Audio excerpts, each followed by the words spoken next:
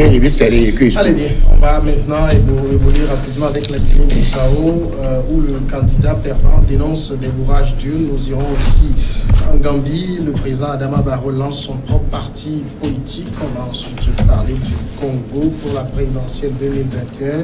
C'est Denis Sassou Nguesso qui portera les couleurs de son parti. Et puis le Togo. Le Togo, eh bien, la candidature de l'Union pour la République, vrai faux suspense. On va commencer rapidement avec Chris Sega sur le plateau. Bonsoir Chris. Bonsoir à toutes les téléspectatrices, à tous les territoires. Bonsoir mon confrère Ambroise. Et mes meilleurs voeux, par anticipation, je le ferai peut-être à la fin de l'émission, mais je préfère le faire maintenant. Mes meilleurs voeux à toutes et à tous. Ambroise Ponjo, oui. Bonsoir. Bonsoir Samuel, bonsoir Christ.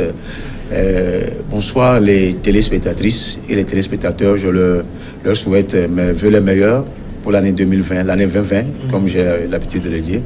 Et surtout, que l'Afrique puisse gagner cette année 2020.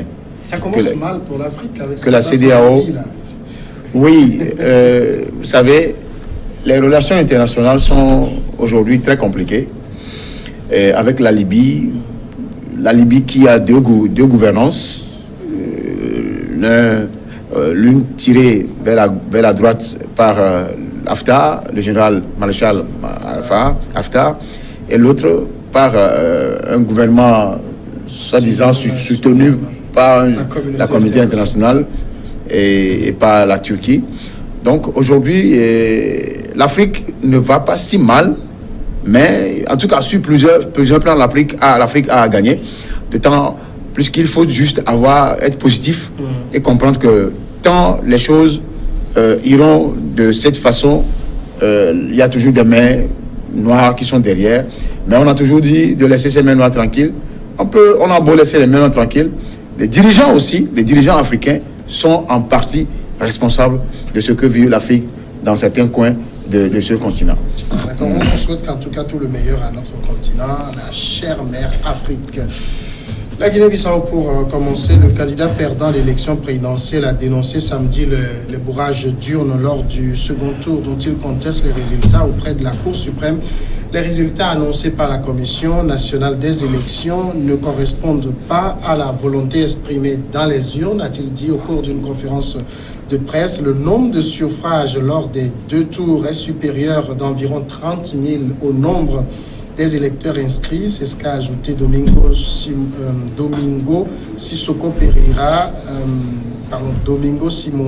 Pereira, candidat du PAIGC. Quelques 700 000 électeurs étaient inscrits pour participer à la présidentielle. Chris Sega, c'est les mots simplement d'un mauvais perdant.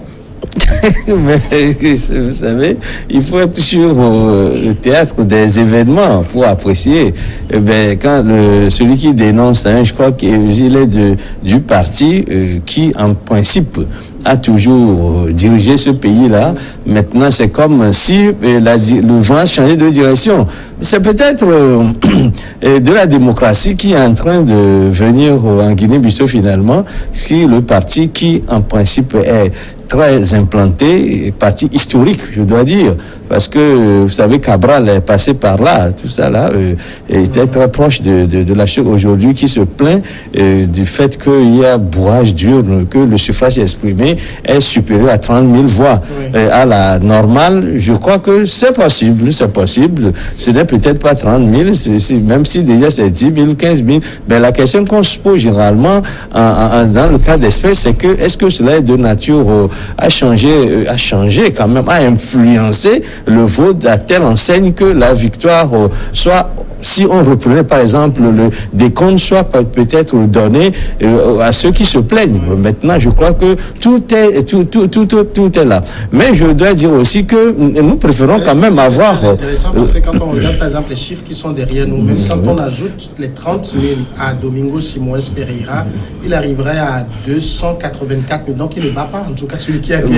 Voilà, c'est exactement cela. Je crois qu'il a compris absolument. C'est pour cela qu'il saisit par exemple la Cour constitutionnelle, parce que il veut cela jouer de la façon la plus démocratique et qu'il faut que les institutions qui sont prévues pour connaître ces genres de situations-là puissent quand même fonctionner. Il faut leur donner l'occasion de fonctionner. Et de cette façon, on a besoin que la paix revienne quand même dans cette partie de l'Afrique. Vous connaissez très bien l'histoire, les soubresauts que ce parti-là a traversé jusqu'ici. Si aujourd'hui, 30 000 voix, ça fait pas la différence, c'est ce qu'il faut dire. Et qu'il le reconnaît, il saisit pour cela une institution qui est habilitée à connaître ce contentieux-là. Je crois qu'il faut le dire. D'abord, bravo. Et peut-être se dire que la démocratie est toujours en balbutiement, mais maintenant, il faut qu'on apprenne, comme je le dis souvent, de ces erreurs-là pour affiner les instruments qui interviennent dans la préparation des élections. Je crois que c'est un bon début, que la Cour constitutionnelle soit saisie. On attend maintenant que cette Cour-là dise le droit. Alors, dans le cadre de la Guinée-Bissau, je sais que ce que dit la loi, c'est que lorsque vous contestez des résultats, vous devez envoyer votre recours d'abord à tous les bureaux de vote où vous signalez des résultats frauduleux. Il n'a pas respecté cette procédure. Il a saisi directement la Cour suprême parce que la Commission nationale des élections en Guinée-Bissau a dit n'avoir pas reçu de contestation de sa part. Ça fausse déjà sa procédure. Oui, il y a là, je crois que la procédure est viciée à la forme, comme tu le dis. Mais je crois que c'est un pays qui vient d'être mis sur les rails par la communauté internationale, si je puis l'exprimer à travers la CEDEAO. Vous savez, ce pays a été pendant plusieurs années miné par des querelles intestines, surtout risque d'être détruite par la drogue. La drogue a pratiquement détruit ce pays. Vous vous rappelez de comment certains généraux qui gouvernaient ce pays par la drogue ont été décimés, ont été tués. Toute une maison d'un général peut être la plaque tournante d'une drogue. Même le président, comment on appelle, qui avait été tué entre-temps. Donc, Vieira, tout cela, c'est des gens qui frottaient avec le commerce le narcotrafiquant. Donc, c'est dire que c'est vrai que la CEDEAO est arrivée à aider ce pays-là à sortir de l'ornière. C'est vrai aussi qu'il y a le PAIGC, ce parti historique qui a obtenu l'indépendance des mers des Portugais des années 70. Et je crois qu'aujourd'hui, il y a un perdant. Et ce perdant a peut-être du mal à digérer sa défaite, sauf qu'il ne peut plus faire un retour aux armes ou un retour au trouble, parce que c'est eux qui gagnaient les élections. Et celui qui, en principe, devait jouer ce rôle, c'est le président qu'on avait battu au premier tour, Valls, qui avait joué la montre contre la CEDEAO, mais qui au final avait été défaite par les urnes.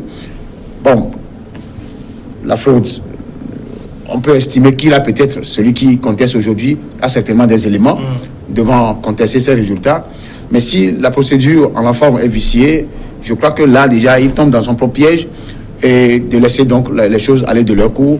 Il y a un deuxième volet qu'on peut quand même apprécier par rapport à cela. Ce qui est intéressant d'abord, c'est que le parti, le PAIGC, a perdu les élections de façon historique et que pour une fois, une autre main va diriger la Guinée-Bissau. Ça peut aussi arriver au Togo, c'est le souhait de tout le monde. Et si tu permets, c'est un souhait. C'est un souhait. C'est pas le souhait de tout le monde. Il ne faut pas prendre la parole au nom de certaines personnes. Non, il ne faut pas prendre la parole au nom de tout le monde. Mais non, je suis journaliste, j'apprécie. C'est mon appréciation des choses. Oui, c'est-à-dire que c'est relatif. Pour quand même amener la démocratie à s'instaurer durablement dans certains pays. Je crois que cette voie-là est une bonne voie.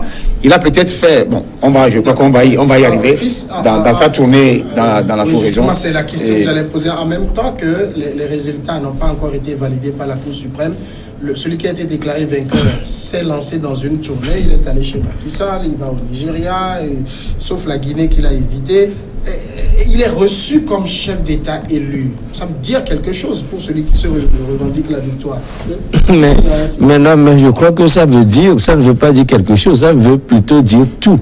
Parce qu'il est en train de consommer sa victoire. C'est comme ça que ça se dit. C'est-à-dire, et cela faisant, il met devant le fait accompli son contenteur, c'est-à-dire son adversaire, qui ne veut pas s'avouer vaincu. Quoique les chiffres lui donnent tort. Mais c'est-à-dire qu'il a démarré sur chapeau de roue, il en met plein au visage de la communauté internationale pour dire que, ben voilà, j'habite le personnage, le nouveau personnage que je viens de m'octroyer. C'est-à-dire, il consomme, et quand il arrive quelque part, vous l'avez constaté par les médias internationaux, que ben, il est reçu, surtout que le contentieux dont il est question n'est pas de nature à entacher le vote de façon fondamentale. Ça veut dire qu'il a gagné. Quand on soustrait par exemple 30 000 voix de 294, il en reste quand même 9 000. Donc je veux dire 293 253, quelque chose comme ça. Il y a quand même encore du chiffre qui ferait la différence. Et je crois qu'il est malin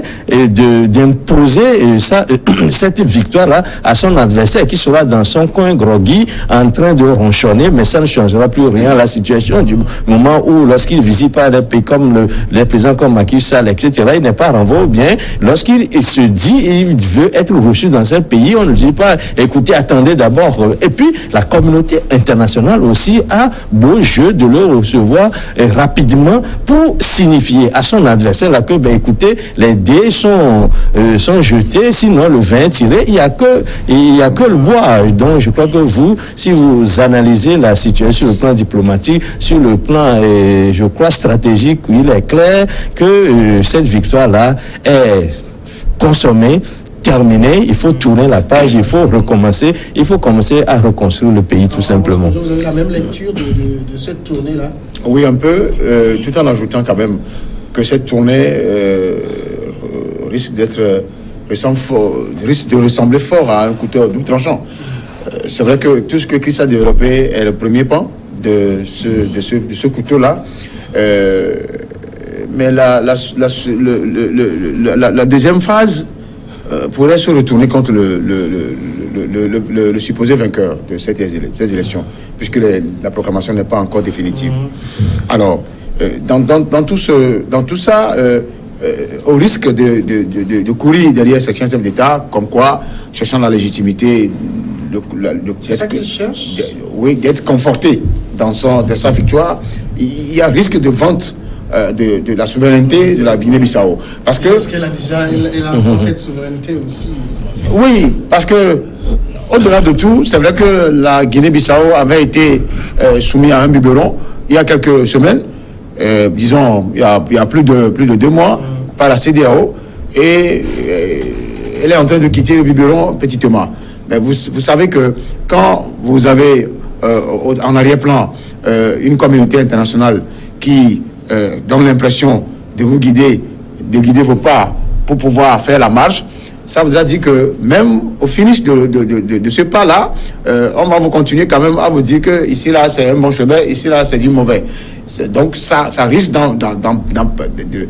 d'entacher à la souveraineté du pays. C'est ce que les opposants ne voudront pas, et ils vont encore gagner en légitimité auprès du peuple. Parce que c'est pas évident, hein? Parce qu'en allant chez Macky Sall, il a dit des choses.